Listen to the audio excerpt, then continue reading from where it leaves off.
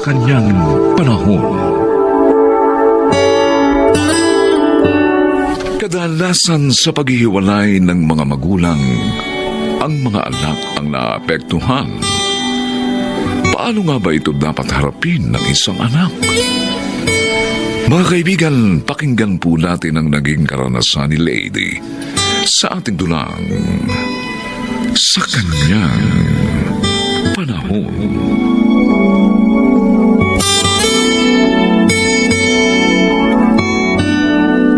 Pero ma, nursing ang gusto kong kunin sa college. Sina Sheena, yun din ang kukunin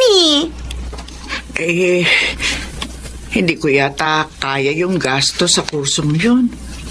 Alam mo naman ako lang itong nagtatrabaho para sa ating dalawa.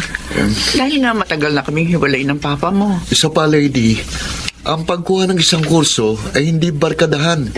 Hindi ko abot dahil yun ang kukunin ng mga kaibigan mo. Yun na rin ang kukunin mo. Kahit hindi kaya ng mga magulang natin. Gusto ko rin naman maging nurse, Kuya Jerome. Anak, ganito lang. Kung gusto mo, kumuha ka muna ng komersyo. Ngayon, pag may trabaho ka na, di saka ka kumuha ng nursing. Yun, tama si Mama. Kung talagang gusto mong may matapos na kurso, matuto kang sumunod.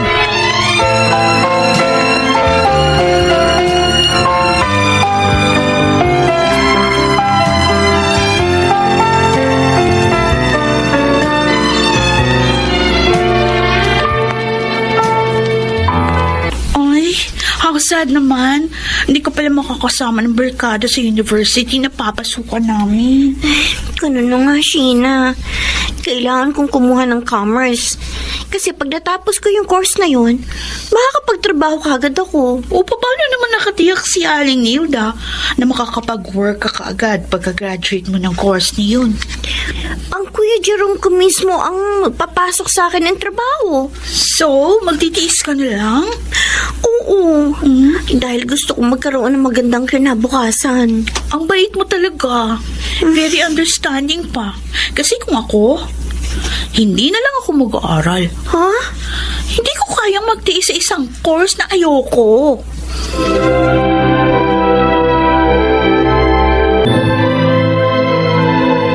Napasyal ka, Roman. Oo, Nilda. Kukumustahin ko lang ang bunso natin. Nung isang buwan kasi, nanghihingi siya ng pera sa akin, pero hindi ko siya nabigyan. May sakit kasi anak namin ni Helen. Lagi ka namang hindi nakapagbibigay kay Lady Pasensya na. Kapos nga Nasaan ba siya? Pumasok sa call center. Oo. Nagtatrabaho na siya. Uy, paano ng pag-aaral niya? Tuwing Sabado at Linggo lang ang trabaho niya doon. Part-time job. Para may panggasto siya sa araw-araw sa school. Buti naman pumayag ang kumpanyang yun na twice a week lang siya papasok. Tulong daw yun ng kumpanya sa mga gaya niyang estudyante. Tama yan. Magtrabaho siya. Dahil sa akin, mahirap talaga na sa akin siya umasa.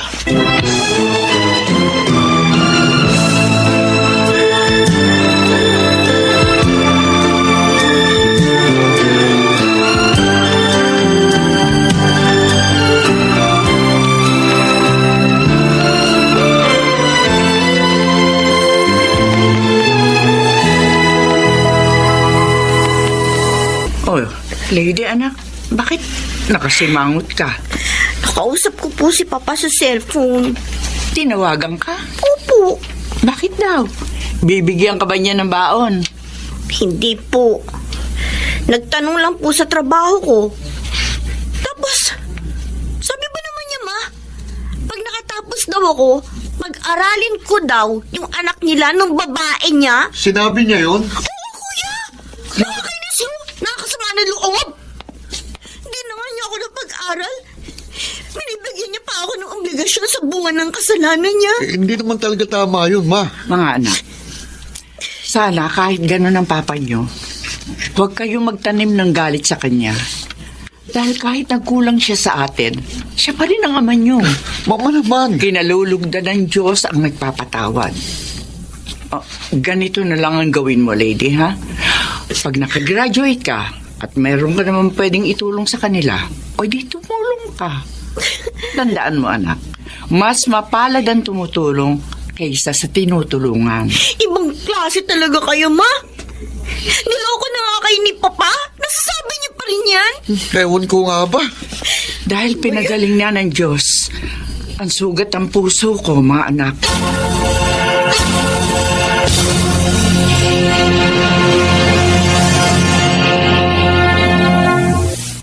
Halika, lady. Dito tayo mag-usap sa room ko. Oh, narito na tayo sa loob. Ano ba talagang mahalagang bagay ang sasabihin mo sa akin, Sheena? Alam mo, baka hindi ko na matapos yung course ko. Bakit? Pregnant ako. 2 buwan na. Ano? My God, Sheena!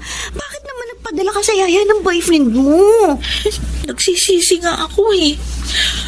Minsan lang na nangyari pero nabuo agad. Alam na ba yan ng mami mo? Sasabihin ko pa lang. Kinakabahan nga ako. Siguradong magagalit siya sa akin. Pati si Daddy magagalit. Dahil hindi ko na matatapos ang nursing. Pero kailangan malaman ng parents mo yan, Sheena. Dahil ngayon mo sila higit na kailangan. Kaya lakasan mong loob mo.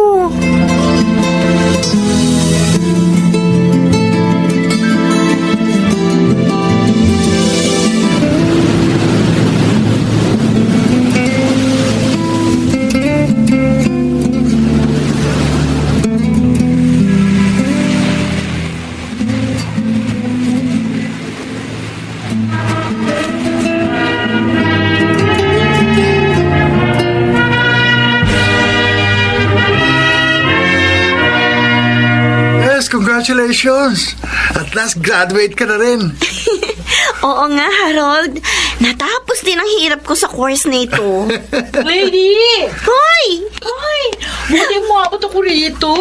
Congratulations! Thank you, Sheena. Iniwan mo ang baby mo? Oo, iniwan ko kay Mami para makapunta ako dito. Hello, Harold. Narito ka rin pala. Siyempre naman. Graduation ng kaibigan natin eh. Kaibigan natin o kaibigan mo? Ikaw talaga, Sheena. Kayo naman. Alam ko namang matagal nyo nang gusto ang isa't isa. Hindi nyo lang masabi. Pero pwede na ngayon, Harold. Kayo dalawa, ha? Dahil engineer ka na ngayon at ito namang si Lady, graduate na ng accounting.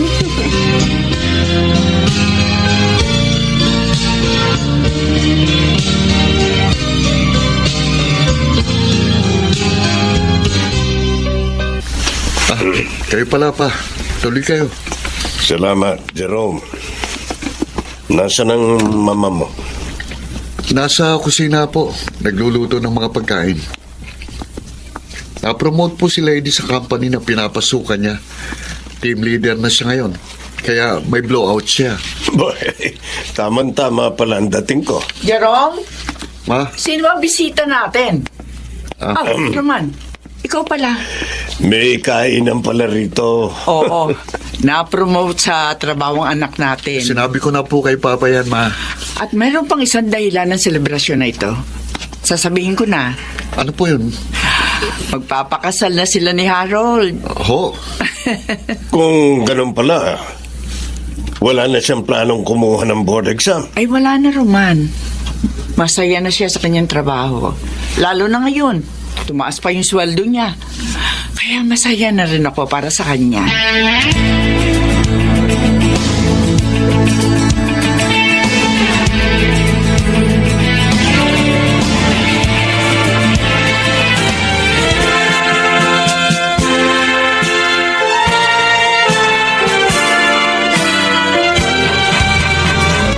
Malapit ko nang matapos itong report ko.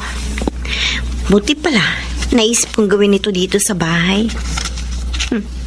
Bukas, pagpunta ko sa office, wala na akong problema. Ay, si Kuya Jerome. tumatawag sa cellphone ko. Bakit kaya? Ang alam ko wala siyang pasok ngayon Kaya nandun lang siya sa bahay nila ng asawa niya. Bakit siya tumatawag? Sagutin ko na nga. Hello? Kuya? Oh, napatawag ka? Ano? Isinugod mo sa ospital si Papa? Bakit ano nangyari? Ay, Diyos ko! Sige, pupunta kami kaagad dyan. Lady? Mama! Bibiling ko sa palengke, ha? Ma! Oh, bakit? Bakit ka umiiyak? Tumawag si Kuya Jerome. Inataka raw po sa puso si Papa at isinugod niya sa ospital.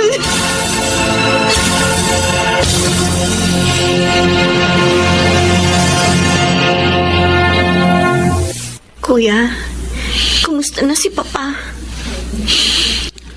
Wala na siya, lady. Patay na si Papa. Si Papa? Hindi ko na siya inabot. 13,000 daw ang bill ni Papa sa loob ng 30 minutes na pananatili niya rito. Pero sabi sa billing section, kung gusto raw nating wala tayong bayaran, pumirma na lang tayo na COVID-19 ang ikinamatay ni Papa. Pero negative siya nang sinumab siya. Sabi naman sila. Wala namang COVID si Papa.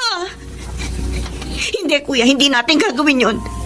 Dahil paano na natin nilokong pamahalaan pag ginawa natin yun? Tama ka. Naisip ko rin yun. Mabayaran natin ang bill. Gagawa ako ng cheque. O sige, ang aasikasuhin ko na lang ay ang pagbuburulan kay Papa. Hindi na rin problema yun, Kuya. Ha? May memorial plan ako. Ita-transfer ko sa pangalan ni Papa.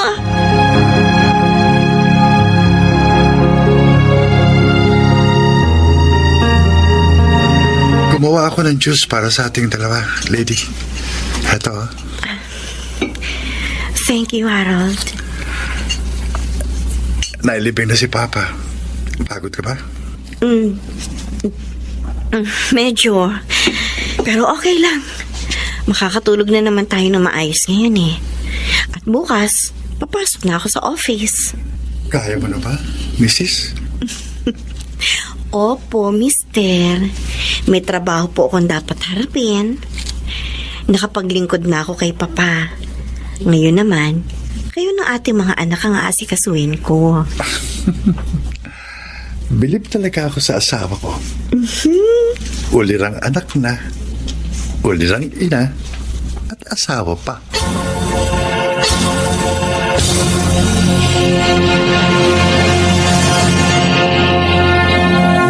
Sa kanyang panahon, may mga kabataang napapahamak hindi lang dahil sa pagiging ulilang lubos, kundi dahil din sa kapusukan. Ito ang naging karanasan ni Jerry sa ating dunang Sa Kanyang Panahon.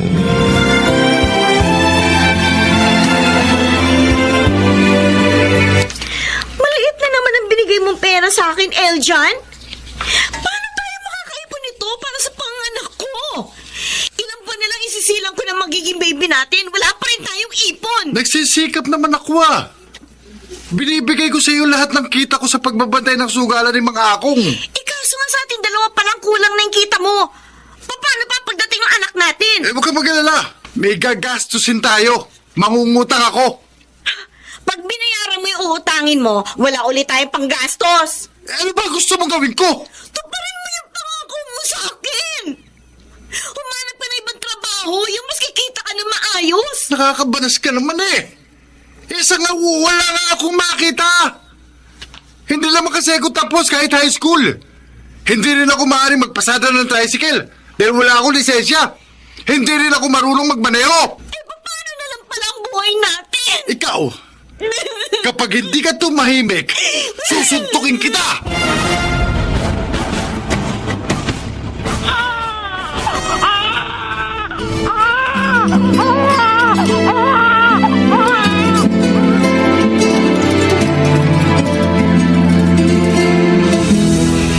Salamat, salamat sa pagdalaw mo, Sally. Nabalitaan ko sa kapitbahay niyo na nanganak ka na last week. Ikaw talaga, hindi mo mala ako tinawagan. Pasensya na. Hanggang ngayon kasi wala akong load eh. Kaya kahit text, wala, hindi ko magawa. Ganun ba? Nakita ko si Eljon kanina. Naroon sa tindahan ni Aling Simang. Nagiinuman sila kasama ang barkada niyang si Makmak. Kaya nga nainis ko lalo sa kanya eh. Kulang na nga yung perang binibigay niya sa akin. Nakukuha pa niya magbisyo. Minsan tuloy, parang gusto kong pagsisihan na pumayag ako magsama kami. Oy, huwag kang magagalit ha. Pero talagang hindi ka dapat sumama sa kanya. Kasi ang bata niyo pa. Ikaw 17, siya 18 lang. Tapos wala pa siyang maayos na trabaho. Sana kasi sinunod mo na lang ang tiyamitring mo. Sana hindi ka naging pabigla-bigla.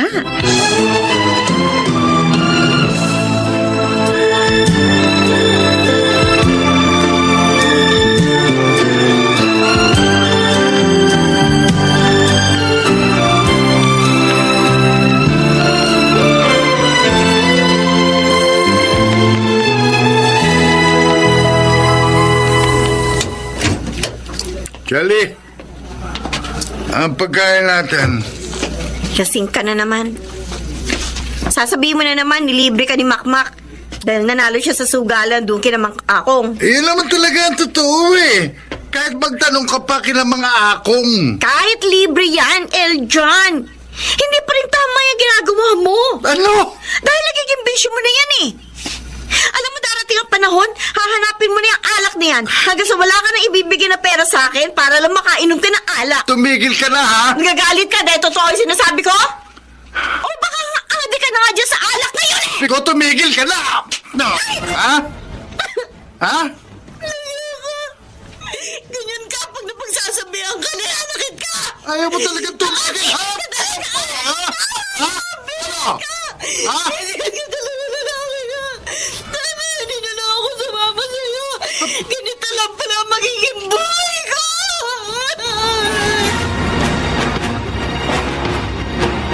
Oh, Doming. Ito pang sopas. Salamat, Mitring. Ay, may nabalitaan nga pala ako tungkol kay Jelly. Ano yun?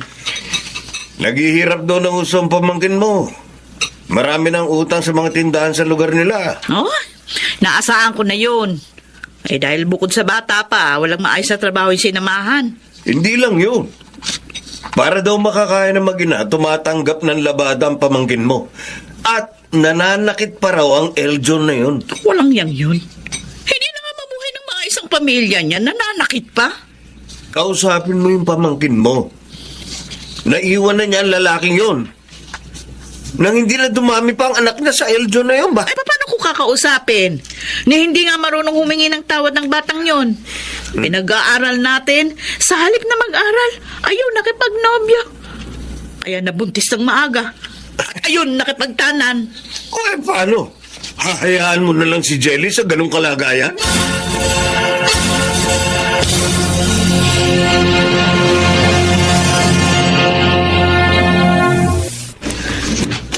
Jelly,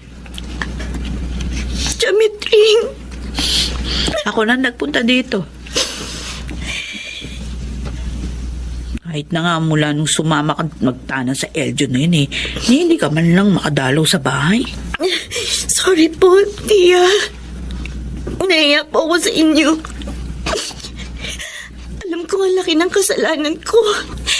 Nang mamatay sina Inay at Itay, kinupkup niyo na ako. Pero naging matigas ang ulo ko. Naging mapusok. Maagang nag-asawa. Hindi mo asawang lalaking yun. Hindi naman kayo kasal. Kaya pwede mo pa siyang iwan kahit na anong oras mo gustuhin. Tia. Jelly, hindi mo maitatago yung mga dinaranas mo sa kanya. Ayan oh, may mga pasaka. Malamang sinaktan ka ng lalaki ngayon. Galit po siya sa akin. Nanghingian ko siya ng pambili ng gatas ng anak namin. Nang irresponsable. Nakuha pa niyang magalit at manakit, ha? Eh talaga naman tungkulin niya yon na pakainin yung anak niyo? Ay nako, iwan mo ng lalaking yun. Bumalik ka na sa bahay.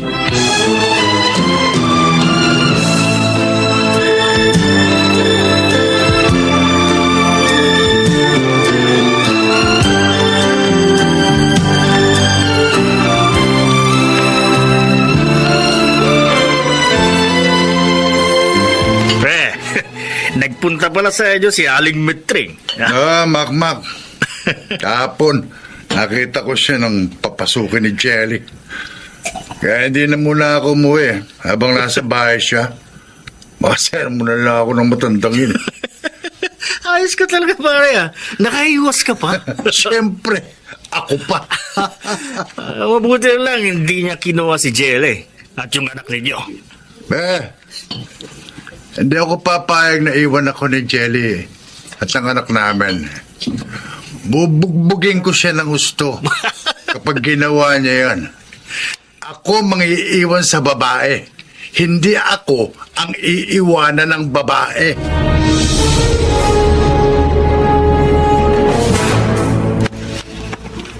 Jelly, bakit naka-empake ka? Saan kayo pupunta ng anak natin? Alis na kami dito. Iiwan ka na namin. Ano? Total, hindi ka naman nagbabago eh.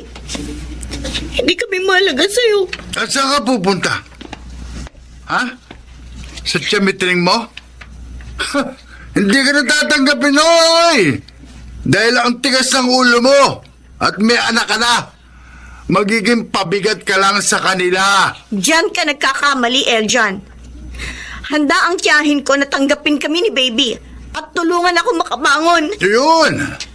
Kaya pala mayabang ka na, ha? Mayabang ka na! Ha? Ano? Sama mo talaga. Wala ako. Halos na lang ako. Sinaktan mo pa ako. Mayabang ka eh! Kala mo kaya mo na ako? Pero ito na ang huling pananakit mo sa akin. Sa susunod na suntukin mo pa ako, sisiguraduhin ko masasaksak naman kita. Jelly! Nakakamatay yan! Talagang papatayin kita! Kaya umalis ka sa dalahanan namin ng anak ko!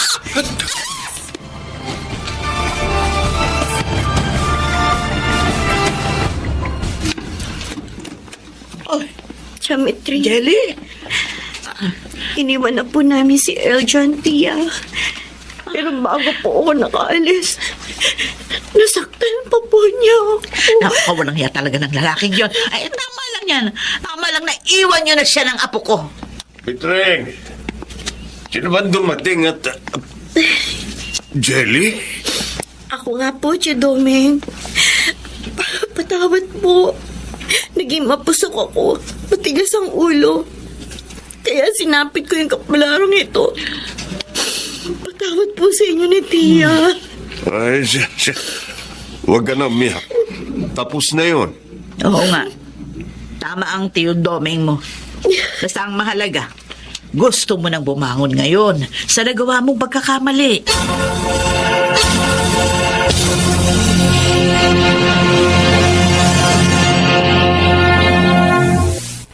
Walang iya ka, Jelly. Kala mo hindi ako makagaganti siya. Naunahan mo lang ako sa kutsilyong hawak mo. Pero ngayon, patay ka na sa akin. Dahil hindi ka na bubuhayin nitong dala kong gasolina. Bubuhusan ko ng gasolina ang kwartong ito at saka ako sisintihan. Ayan, binubuhusan ko na. Naibuhos ko ng gasolina. Ngayon naman, sisindihan ko na.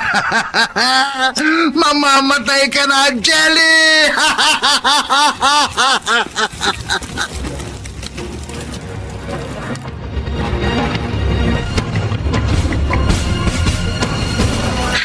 Salamat naman na tinawagan mo rin ako. Eh, narito ka na pala uli kina Aling Mitring. Oo, Sally. 3 weeks na. Nagtitinda na nga ako ng ulam dyan sa harap nitong bahay eh. Para may kitain naman ako kahit paano. Pero sabi ni Tia, mag-aral daw ako ulit sa pasukan. Ba, okay yan. Ang bait talaga sa'yo ng tiyo mo, no? Ay, totoo yun. Ako Ako lang talaga ang may kasalanan. Kaya ako, eto, dalagang ina ngayon. Kaya, alam mo, hindi ko na talaga sasayangin pang kabaitan nila sa akin. Talagang mag-aaral na ako mabuti. Hindi lang para sa akin, kundi para na rin sa aking anak. Talagang dapat mong gawin yan. Dahil malabo ka na matulungan ni Eljan sa mga pangangailangan mo sa anak mo. Uy, alam mo ba nangyari sa kanya? Bakit? Hindi, ano ba nangyari? Sabi ng kaibigan ko na taga roon sa lugar nyo, hinuli daw siya ng mga pulis nung Makalawa. O bakit anong ginawa niya? Lasing na lasing, nagwala at sinunog ang bahay nyo. Ano? Ginawa niya yun? Oo. At sa galit ng mga tao na nadamay sa sunog, ayun, binugbog siya at ipinahuli sa mga pulis. Kaya ngayon, tsak na makukulong siya. Pinagdimla na talaga ng espiritu ng alak ang pag-iisip niya. Ay, salamat na lang sa Diyos. Nakahiwalay na ako sa kanya. At ngayon, ay handa ng magbagong buhay.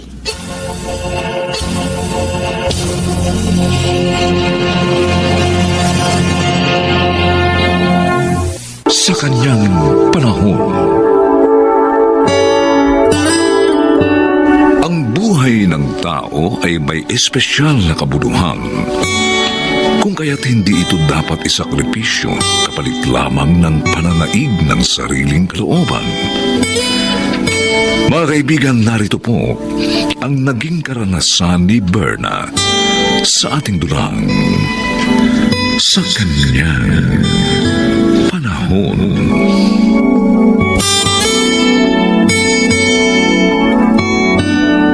Pinipilit niyo ako kumain? Pagkatapos, itong nilugaw na kanin lang palang iyahain niyo?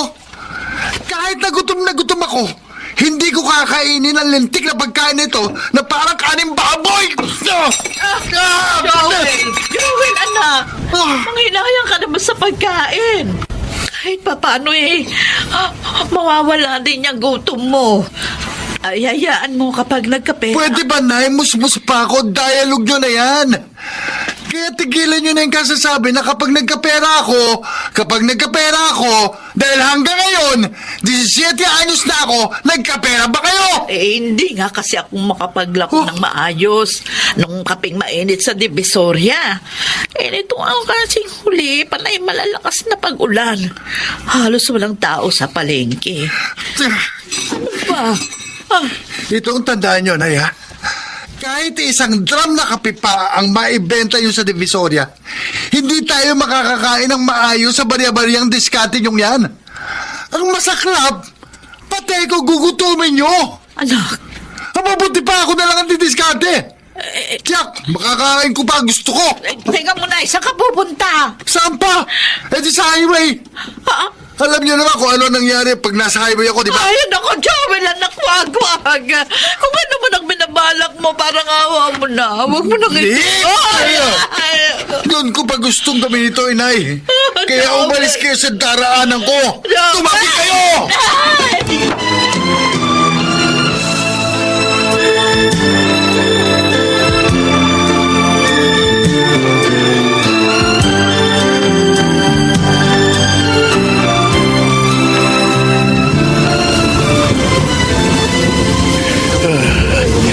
Rosita, hindi pa ba dumadaan si Berna? Kaping-kapi na kasi ako. Ginaw na ako sa kababalik-balik sa pagsasalansa ng mga gulay sa truck. Nako, hindi nga nakapaglako ngayon ng kape dahil binasag daw ni Joel ang termos niya na magwala na naman. Napakasalbahe ng batang yun sa kanyang ina.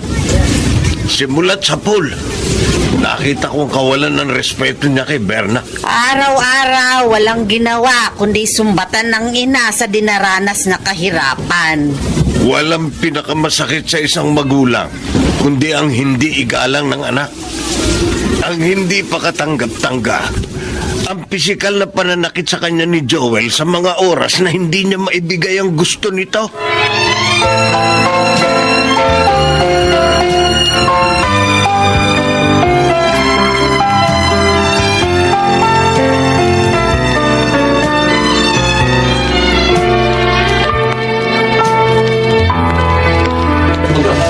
Sige, Hamlan. Nagpahinog lang naman ako para mang hold up. Pero ngayong alam kong kaya ko na. Sano, sama kayo? Kung may target ka na gusto mo. Ngayon na natin trabahuin. Yung matandang babaeng kolektor sa palengke. Uy! Maldi yung matandang babaeng yun, oh. Saka alam ko kung saan ang daan niya bawi. Ganon. Ikaw ang magiging lookout, Sarah. Oo ba? At ikaw naman, Santi, ang hahablot sa bag ng matandang babae. Samantalang tinututukan ko ng matalas sa leeg. Okay, Kapitol. Tara. Unang sabak natin ito. Okay. Kaya ingatan ninyong mabulilyaso tayo.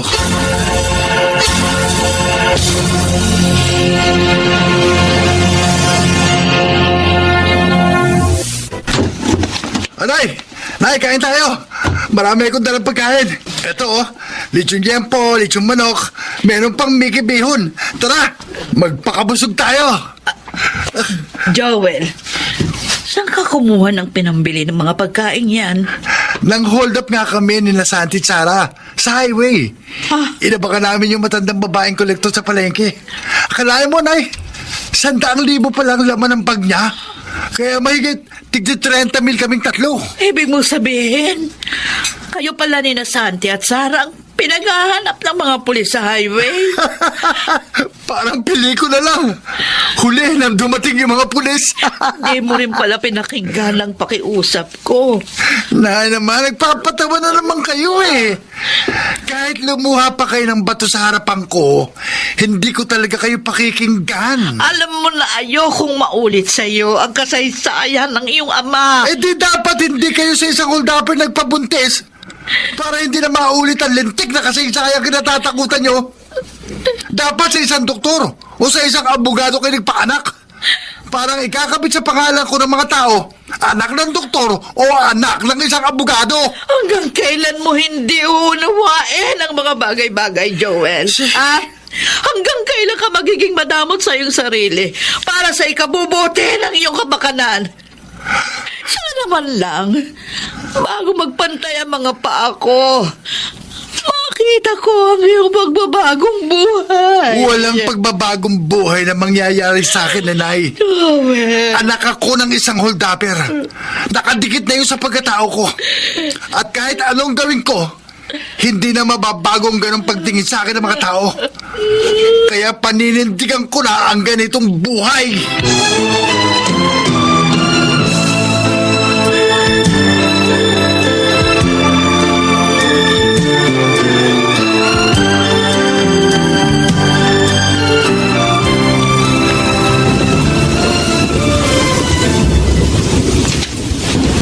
Nagiging matunog na ang pangalan ni Joel sa mga hold-upan sa highway.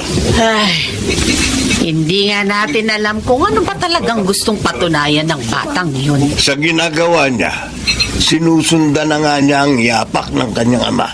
Anong gusto niya? Kitang halding bangkay at takpan na lang din ng dyaryo sa highway pagdating ng araw? Binubulag siya ng masyadong galit niya sa kanyang ina. Ay, Dahil nakatatak sa isip niya na masamang tao ang kanyang ama. Kung kaya, hindi rin siya makaalis sa pangit na sitwasyon. Ibinaon na niya roon ang kanyang sarili.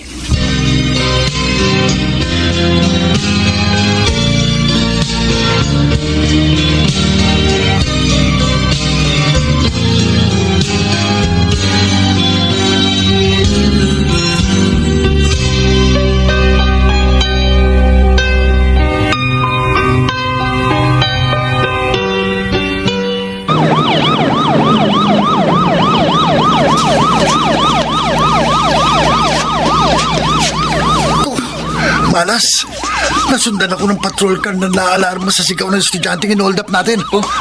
Paano tayo ngayon? Ano gagawin natin? Ano ba? Sumibat na tayo! Ayan ang pulis! Minalas lang tayo sa pagdayo sa lugar na ito. Basta, takbo na! Wala nang lingon-lingon! Sige, bilisin niyo! Dali! Dali! Tignan!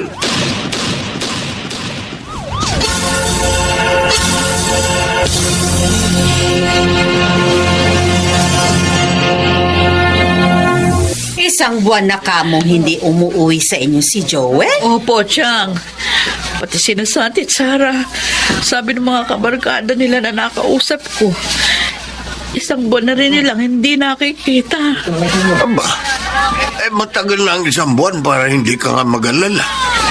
Talagang hindi po ako mapapanatag hanggat hindi ko nakikita ang anak ko. Lalong hindi ako makakapamuhay ng normal. Uy, hayaan mo. Sa pagitan ng pagbabiyahe ko ng mga gulay, magtatanong-tanong ko sa mga presintong madadaanan ko. Pati na rin siguro sa mga punerarya. Basta sa lahat ng lugar na posible natin siyang makita.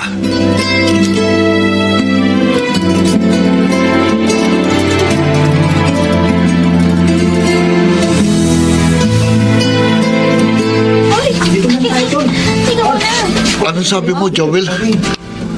Uwi ka kamo sa inyo? Oh, kala ko ba? Wala tayong iwanan dito. Ilang gabi na kasing ayaw mawala sa isip ko si Inay eh. Mula kasi nang dalhin tayo rito sa youth center na ito ng mga pulis na nakahuli sa atin. Dahil mga minor de edad nga tayo. Naisip kong marami kong pagkakamali. Ikaw, kung ano ba desisyon mo eh? Ako. Dahil ayoko nang bumalik sa pakikitira sa tiyahin kong salbahe. Dito na lang muna ako. Tutulong na lang ako sa pag-alaga sa mga mas nakababata sa akin dito. Ako rin. Wala din naman akong uuwian.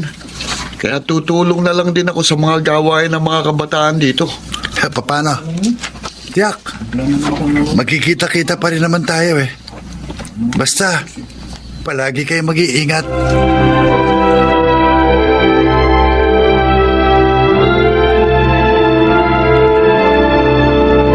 Nay! Joel! Anak! Nay! Patiwarin niyo ako. Ang dami ko pong kasalanang nagawa sa inyo. 6 na mahahabong buwan. Totoo ba? Ikaw ang nasa harapan ko, anak? Nagpakabait po ako sa loob ng youth center na pinagdalan sa amin ng mga pulis nang mahuli kami. Dahil gusto ko po makabalik sa piling nyo, Nay. Doon, namulat po ako kung gaano kayo kahalaga sa akin. Alam ko, kailangan ko magsisi at baguhin ang maraming bagay sa aking buhay. Anak ko, alam mo lang, araw at gabi, kung saan kita hinanap. Dahil di ako bumitiw sa pag-asang isang araw makikita pa rin kita. Gusto ko pong magbagong buhay, Inay. Gusto ko pong bumalik sa pag-aaral gaya ng palagi niyong ipinakikiusap sa akin. Pero hindi ko po yun magagawa kung wala ang tulong ninyo. Kayo lamang ang makagagabay sa akin sa tamang direksyon. Oo, anak. At hihingin natin ang gabay ng nasa itaas sa mga sandaling ganito na dumaraan pa rin tayo sa mga pagsubok. Kailangang palakasin natin ang ating pananampalataya para higit pa nating makayanan ng magaan ang lahat ng ito. Sabay tayong magsisikap para sa isang bagong simula.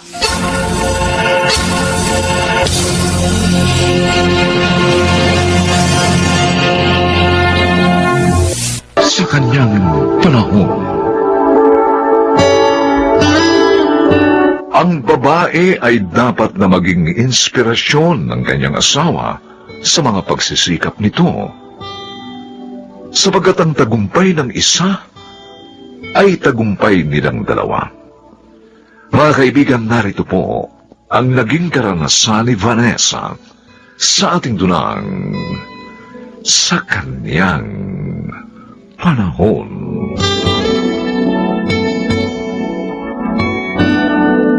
Ano? Wala ka ng pera? Ibinigay ko naman lahat ng sahod ko sa'yo. Bumili kasi ako ng damit at sapatos. Gagamitin ko yun sa reunion ng klase namin. Pero Vanessa, matagal pang sweldo ko. Paano tayo? Tumangutang ka na lang. Ano ba? Bira ka naman, oh. Minsan lang naman ito, eh. Dala ko na nga makabili ng mga bagay na gusto ko dahil sa liit ng sahod mo. Pwede naman natin mapagkasya ang kita ko. At makaipon ng kahit konti. Huwag matututo ka lang. Magtipid ka. Bakit naman kasi?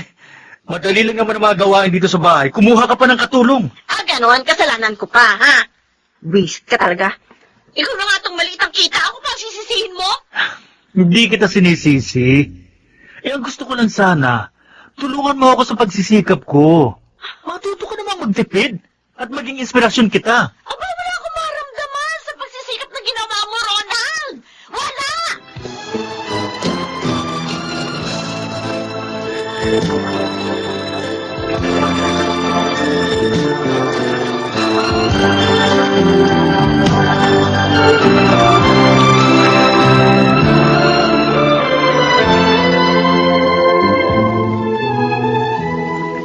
Ang ganda naman ng bahay mo, Alma.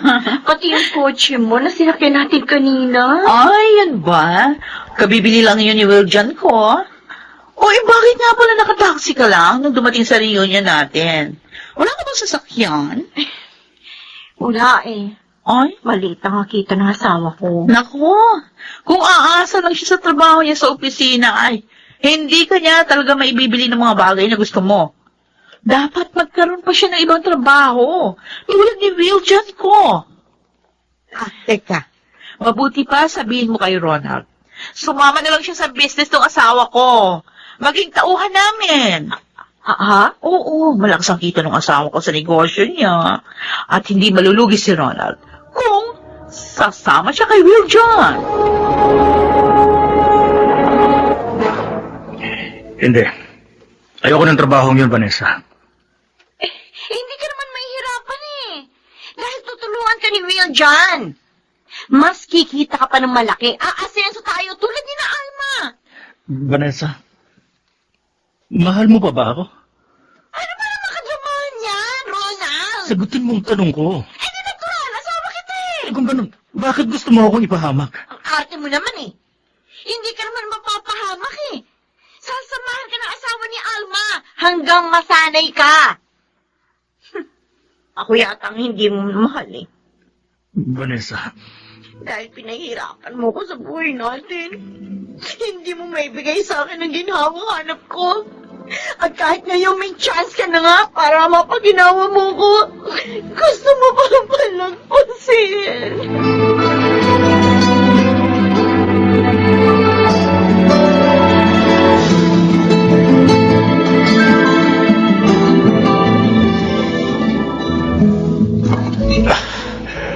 Masaya ako. Pumayag ka mag-dinner tayo dito sa restaurant na ito. Ako nga ang nahiya sa'yo, Will John eh. Bakit naman? Kasi ang mahal dito, oh. Tapos dito mo pa ako dinala. Eh, wala naman si Alma. Kasi nga mas maganda ka kay Alma. Ha? Hindi kita maaaring pakainin sa karinderya lang. Salamat. Eh, nasaan nga ba yung kaibigan ko? Nasa Baguio, kasama ng mga barkada niya. Buti pa siya. Nakakapagbagyo. Si Ronald naman kasi. Ayaw po sumama sa business mo. Talagang may mga lalaking mahinang dumiskarte. Kawawa ka naman tuloy. Nahihirapan ka sa kanya. Sinabi mo pa. Swerte nga ni Alma sa'yo eh. Kasi, gwapo ka na. Madiskarte pa. Kung ako naman ang naging asawa mo, lahat gagawin ko para maging masaya ka. Will John. Vanessa. Bakit mo ko hinalikan? Noong una pa lang kitang makita sa bahay namin, nagustuhan na kita, Vanessa.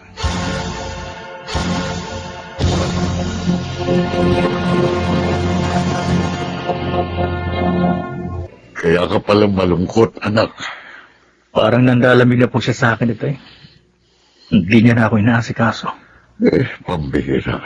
Dahil ayaw mo lang pumasok sa illegal na trabaho, manlalamig siya.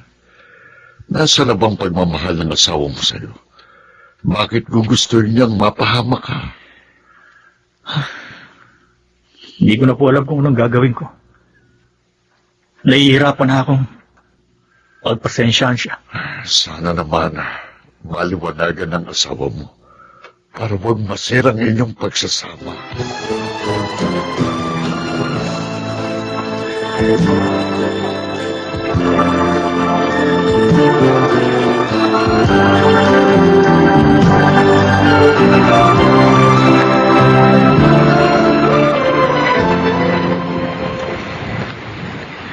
Maaga ako nakalabas sa opisina ngayon.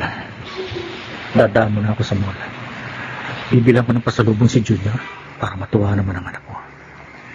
Bibilang ko siya ng... Ang babae niyo na bumaba sa kotse maminto. Yung hinalikan ng lalaki.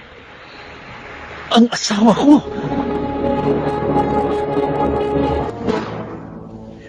Gabi ka na namang umuwi, Vanessa. Nauna pa ako sa'yong dumating. Dinatnan ko pa si Nanay Esper dito. Ano ba kinainis mo? Namamasyal lang naman ako sa mga kaibigan ko na may pera.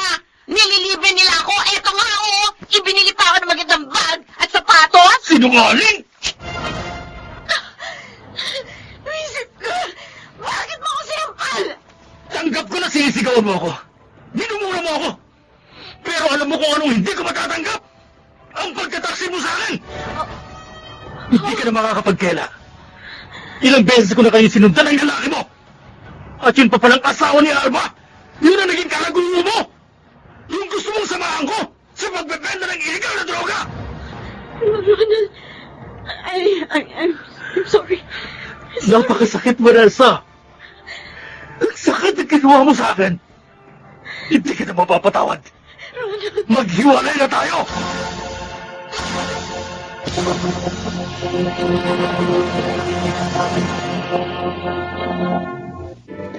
Anak, bakit mo ginawa yun? Bakit ka nagtaksil kay Ronald? At ang asawa pa na kaibigan mo, pinatulan mo? Nakakahiya ka. Tawarin niyo ako, inay. Natukso po ako. Mabait naman ang asawa mo. Masipag. Ikaw ang sumira sa pamilya mo. Ikaw at ang pagiging kapritsosa mo. Nay. Diyos ko. Tsaka susuklaman ka ni Alma kapag nalaman niyang ginawa mo. Si Alma, tumatawag sa cellphone ko. Hello, Alma? Vanessa, Oh, bakit ka umiiyak? si Will John. Hinuhay ng mga pulis at napatay. Ano? Oo, Si Viljan, patay na? Ay, paano nangyari yun? nalaman siya sa pulis sa kanya. Kaya siya napatay. Puntahan mo ako rito, Vanessa. Oo, sige. Pupunta ako dyan.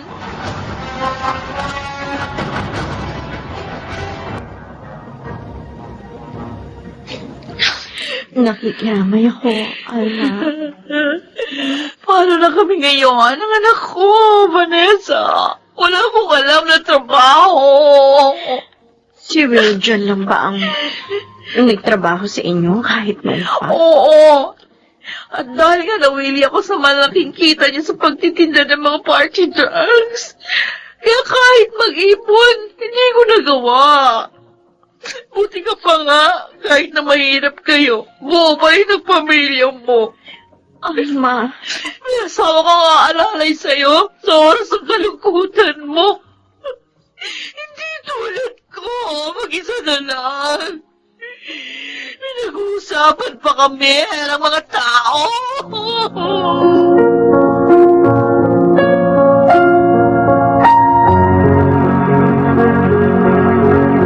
Bakit ka na pa rito? Ronald, mag-usap tayo. Wala na tayong dapat pag-usapan pa. Tapos na sa atin ang lahat. Patawarin mo na ako. Pinagsisisihan ko na ang pagkakasala ko. Pakiusap. Bigyan mo pa ako ng isang pagkakataon. Pangako, hindi na mauulit ang mga pagkakamali ko. Tuluyan ang nawala ang pagmamahal at respeto ko sa'yo. Dahil sa ginawa mo. Tanggapin mo na lang ng maluwag sa dibdib na maghihiwalay na tayo. At pilitin natin magampanan pa rin ang ating mga tungkulin para sa ating nag-iisang anak.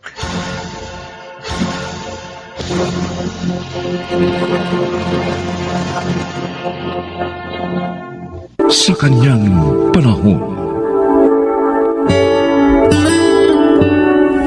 Likas sa mga kabataan ang mahilig sa mga magagandang bagay. Kaya itinuturing nilang kaibigan ang nagbibigay sa kanila ng mga ito. Mga kaibigan, narito ang naging karanasan ni Kate sa ating dunang sa kanyang panahon.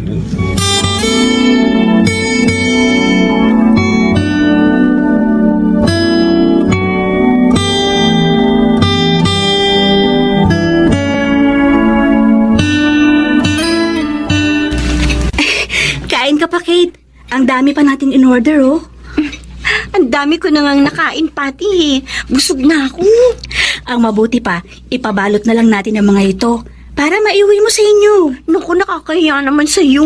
Ano ka ba? It's okay. Anyways, birthday ko naman eh. Sayang naman kung iiwan natin ang mga yan. Ang sasarap pa naman yan. Oo nga eh. At saka bayad na yan. Ipapabalot ko na, ha? O sige. Salamat sa paglibre mo sa akin, ha? Ayos lang yun.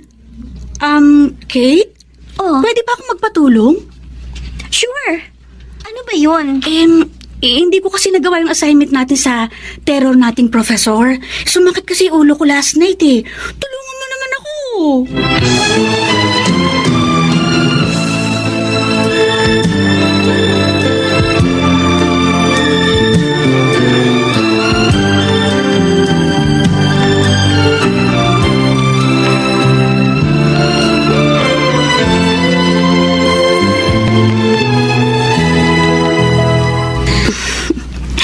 Mataas ang nakuha ko sa test namin kanina. Kasi pinakopya ako ni Kate ng sagot. At nung isang araw naman, mataas ang binigay na grade sa akin ng terror naming professor. At dahil din yun sa gawa ni Kate. Tama talagang naisip kong kaibiganin siya eh. Ngayon, wala na akong magiging problema sa mga subject ko. Dahil nandyan si Kate. Teka, ano pa kaya ang gagawin ko para lalong mapalapit ang loob niya sa akin? Ay, alam ko na. Sa gagawin ko, tiyak na matutuwa siya.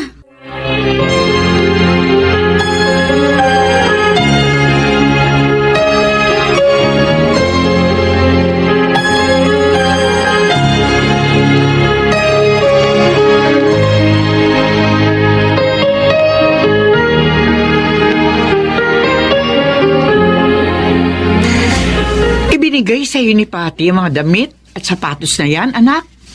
Opo, Inay. Pati ang mga bag galing din sa kanya. Lahat po yan, Tay. Ang dami na po. Bakit niya binigay ang mga yan sa'yo? Ay, ayaw na raw po niya ng mga gamit na ito eh. Ayaw na niya.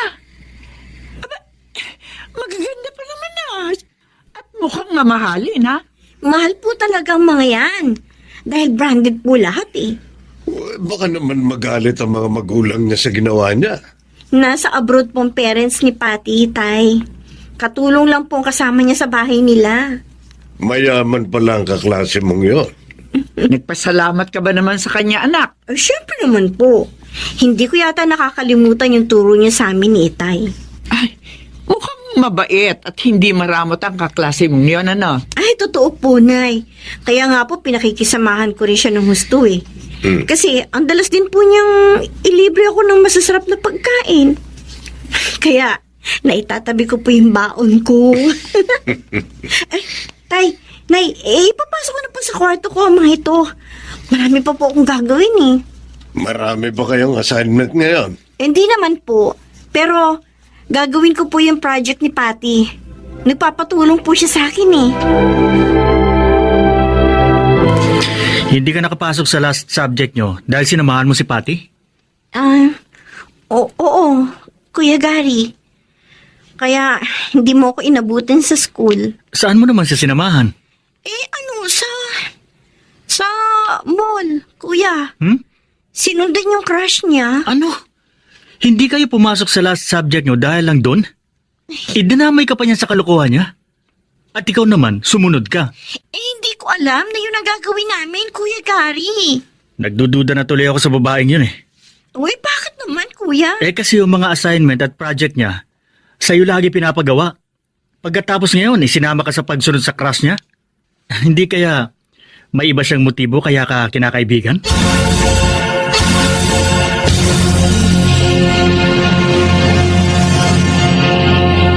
Bigay lang niya sa'yo ang cellphone na yan, anak.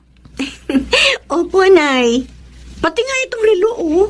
Ang ganda niyan At bagay po sa akin. Aba, sobra naman yata ang pagiging mapagbigay sa'yo ng pati na yon. Anak, baka naman tomboy yun At kursunada ka. Ay, naku, si Itoy naman, oh. Hindi po tumbo yun, Tay. Ang sabihin nyo, si Kate po kasi ang tagagawa ng mga assignment at project niya. Kaya sa ganun. Napapansin din namin ng nanay mo yun, anak. Kaya tuloy, madalas kang napupuyat. Aba, ano kaya kung minsan sabihin mo na siya naman ang gumawa ng assignment niya? Po, naku baka naman ma-offend po siya. At hindi na ako kausapin. O ibig lang sabihin, hindi siya tunay na kaibigan. Nakipaglapit lang siya sa'yo para malutas sa mga problema niya sa pag-aaral. Salamat naman at pinuntahan mo ako dito sa bahay, King. Wait ha. Maghahanda ako ng merienda natin. Huwag na, Pati. Nagmamadali ako. Bakit mo ba ako iniiwasan, King? Pagkatapos na nangyari sa atin, basta mo na lang ako iiwasan? Ano, Pati? Wala akong natatandaan na may nangyari sa atin. Nakakalimutan mo na pala. 2 months nang nakakaraan nang malasing tayo dito sa bahay namin. Alam kong nalasing ako rito. Pero paanong may nangyari? Lasing na ako. So anong gusto mong palabasin, ha? Nagsisinungaling ako? King, buntis ako. Ano? Kaya hindi mo ko pwedeng basta iwasan na lang. Hindi ako naniniwala. Mali ko kung gawa-gawa mo lang yan. Ang sama mo. Totoong sinasabi ko, King. Kahit itanong mo pa yan kay Kate, siya ang kasama kong nagpa-check up. Pati, kanina ka po walang kibo at malungkot. Bakit ba? May problema? Kate, kaibigan mo ba talaga ako? Oo naman. Kung ganun tutulungan mo ako sa problema ko. O sige, kung kaya ko ba Ano ba yun? Alam mo naman na mahal ko si King, di ba? Oo. Pero ayaw niya sa akin Iniiwasan niya ako. Kaya para hindi niya na ako maiwan, sinabi ko na may nangyari sa amin nung minsang nalasing siya dito sa amin. At nagbunga yun. Ano? Nagawa mo sabihin sa kanya na buntis ka? Oo. Dahil ayoko siyang mawala sa akin, Kate. Kaso hindi siya naniwala Kaya sabi ko sa kanya, tanungin ka niya. Sabi ko, ikaw ang kasama ko nagpa-check up. Pati! Bakit sinabi mo yun? Hindi naman totoo yun Para naman isinubo mo ko. Sorry na. Ayoko lang kasing mawala sa akin si King. Sige na naman, Kate, tulungan mo na ako sa problema ko. Promise, lahat ng hihingin mo sa akin ibibigay ko. Tulungan mo lang ako. Patotohanan mo kay King na buntis ako.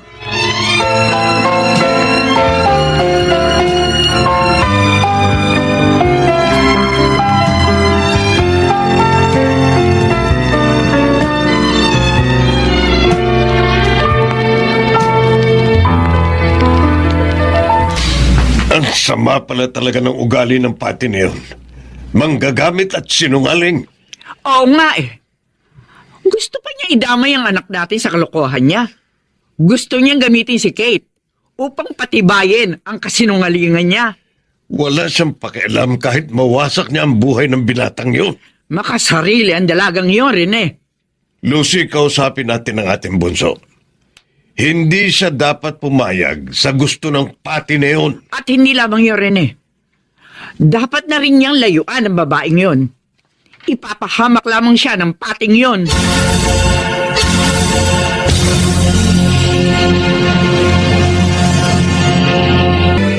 Alam ko na kung bakit ka narito, King. Tungkol sa sinabi ni Pati, Kate. Sabi niya buntis daw siya. At ikaw daw ang kasama niya nung magpatingin sa doktor. Totoo ba yun? Ang totoo, kinausap niya ako para yun ang sabihin ko sa'yo.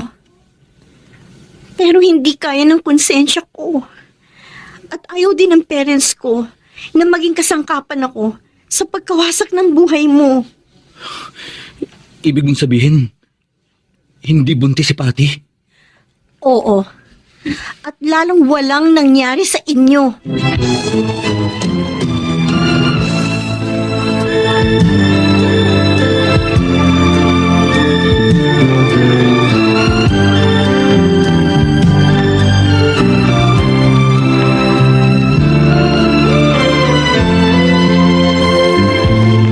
Walang yaka! Bakit ba't mo ko sinumpal? Dahil traitor ka. Ipinahamak mo ko kay King. Akala ko pa naman kaibigan kita, hindi pala. Ginamit mo lang ako, Kate, para sa mga bagay na gusto mo. Hindi totoo yan. Kahit minsan, hindi ako nanghingi sa'yo. Ikaw ang kusang nagbigay sa akin ng mga yun. At tinanggap mo naman. Ako ang ginamit mo, Patty. Ginamit mong tagagawa ng mga assignment at project mo. Alalay mo. Ngunit tinanggap ko lahat ng yun. Dahil nga itinuring kitang kaibigan. Pero ang hindi ko matatanggap ay yung gamitin mo ko sa pagwasak ng buhay ng isang tao. Tama na. Kung makakasal kayo ni King at malaman niya niloko mo lang siya, tiyak na magiging impyerno ang buhay mo. At yun ang ayaw ko rin mangyari sa'yo. Patty, matuto kang tumanggap ng pagkabigo at magsikap ka upang magtagumpay.